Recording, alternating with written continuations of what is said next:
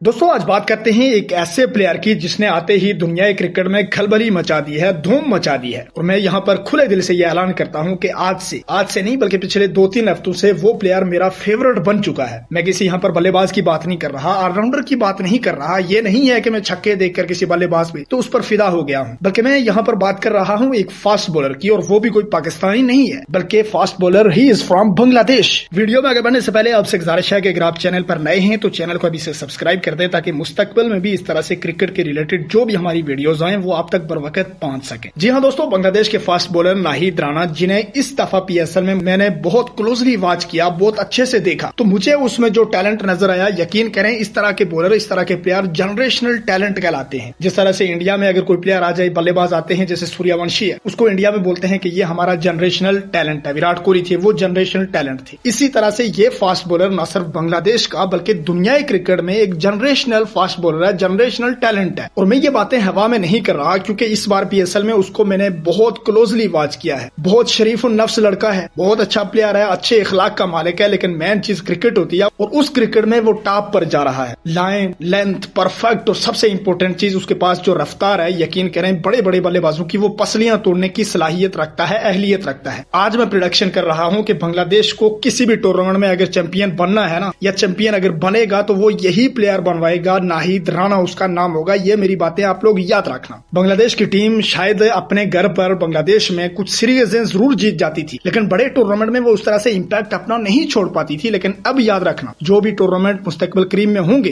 तो उसमें नाहिद राणा की परफॉर्मेंस की वजह से बांग्लादेश मेजर अपसेट करेगा और किसी भी टूर्नामेंट का वो चैंपियन बन सकता है। और इसमें हैरान होने की बिल्कुल भी बात नहीं, क्योंकि इस तरह का फास्ट बॉलर अगर किसी मुल्क के पास हो ना, तो उसको चैंपियन बनने से कोई भी नहीं रोक सकता। बहरहाल Nahid Rana is a exceptional talent, he is a generational talent. ऐसा फास्ट बॉलर शायद ही कभी कभी देखने को मिलता है, लेकिन देखना यह दिलचस्प होगा कि बांग्लादेश क्रिकेट बोर्ड उसको मैनेज किस तरह से करता है। ये ना हो कि उस बेचारे को टेस्ट भी खिलाई जाओ, T20 भी खिलाई जाओ, ODI भी खिलाई जाओ और उसको पंचर कर दो। अगर कोई बल्लेबाज हो तो उसकी समझ आती है, ठीक है वो खेल सकता है सभी फॉर्मेट, लेकिन बॉलर और वो भी फास्ट बॉलर, और फास्ट बॉलर की जो प्लेइंग वाली जिंदगी होती है ना, खेलने की उम्र होती है, वो इंतहाई कम होती है। और इस तरह के फास्ट बॉलर को बहुत फूक फूक के मैनेज करना पड़ता है। लेकिन अब देखना यह दिलचस्प होगा कि बांग्लादेश क्रिकेट बोर्ड इसके साथ ट्रीट कैसे करेगा, इस अपने जनरेशनल फास्ट बॉलर को किस तरह से आगे लेकर चलता है। बहरहाल मेरी तो अपील है बांग्लादेश क्रिकेट बोर्ड से, या जो भी कोई लोग हैं उनसे मेरी अपील है कि प्लीज इसको बचा के रखना। इसको एक फॉर्मेट खिलाओ, अगर दूसरा खिलाते हो तो कहीं बीच में रेस्ट देके खिलाओ। अगर इसको कहीं इंजरी हो गई तो फिर वो पुराना वाला हमें नाहिद राणा देखने को नहीं मिल सकेगा। बहरहाल मेरी दुआ है कि नाहिद राणा अगले 15 साल तक दुनिया क्रिकेट पर राज करे और अपनी जो एक्सेप्शनल इसकी पेस है ना, उससे दुनिया क्रिकेट के बड़े बड़े बल्लेबाजों की पसलियां इसी तरह से तोड़ता रहे।